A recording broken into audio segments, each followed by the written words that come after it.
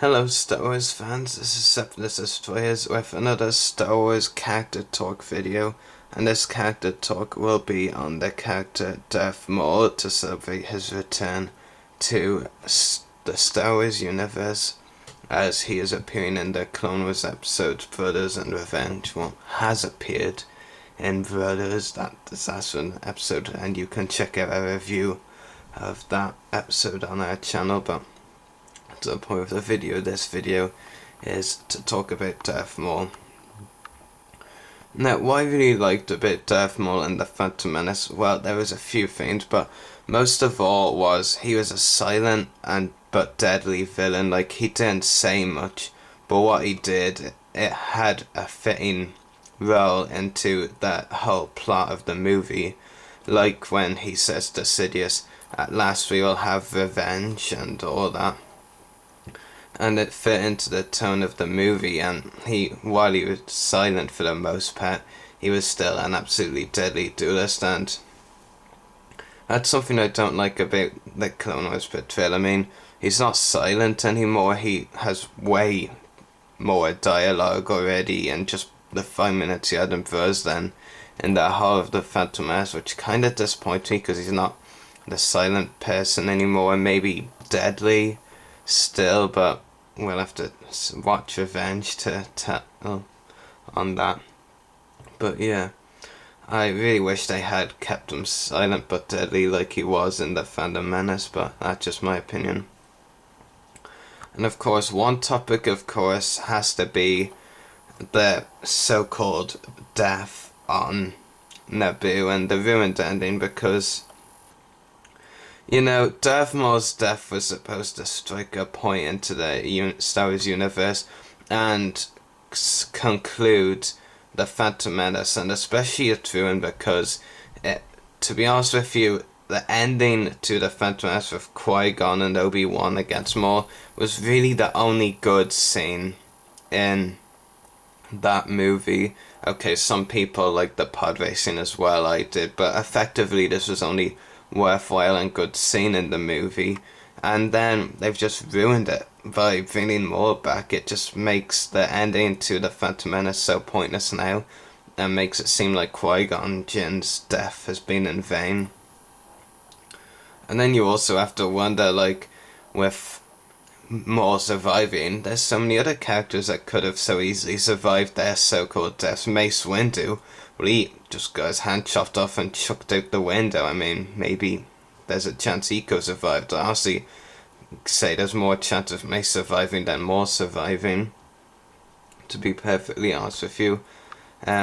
Next topic, of course, is his portrayal in Brothers and how he was insane. You know, loads of people I've heard didn't like his portrayal in Brothers, like with his insane things and all, but I really did, because you have to think about what Maul has been through ever since he fell down the shaft of Naboo. He's had no one to support him, he's been broken, he's only got half a body now, one half did fall down the shaft, his bottom half.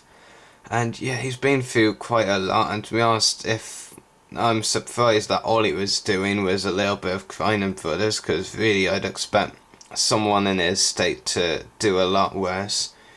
But yeah, and Sam Witwer did a great job bringing all the emotion into Maul. He definitely I'm not sure what the word I'm looking for, but he definitely brought his voice acting skills up so much by his work on Maul, and he did a great job voicing Maul.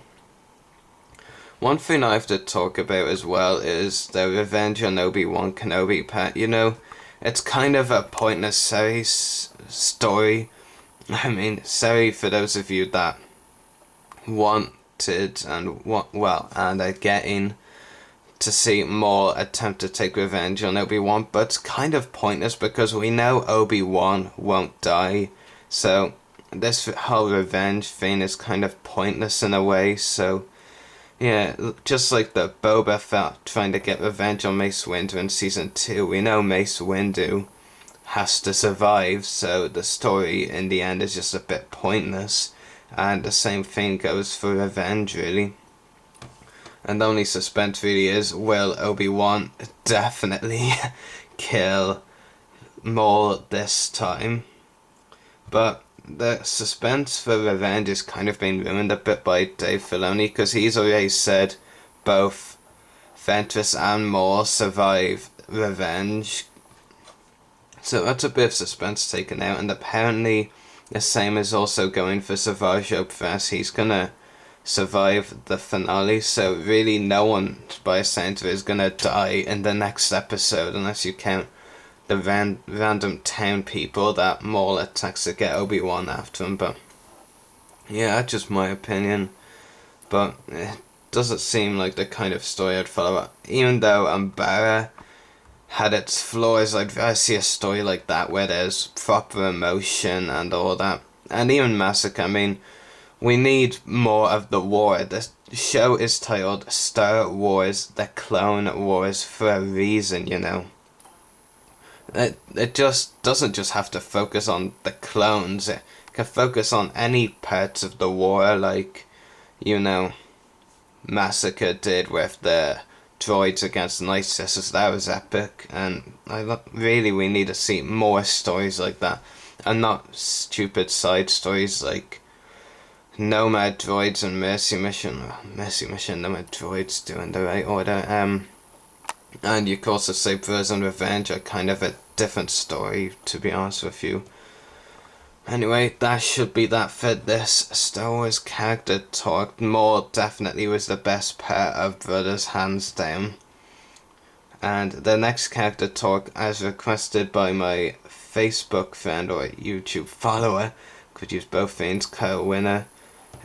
He asked if I would do a Star Wars character talk on Anakin Skywalker, so I will be doing that next. Not sure when exactly, maybe sometime this week, Wednesday or Thursday. But I will be doing the next character talk on Anakin Skywalker and all his Clone Wars faults, which is quite a lot actually. So anyway, hope you've all enjoyed this video, and may the Force be with you.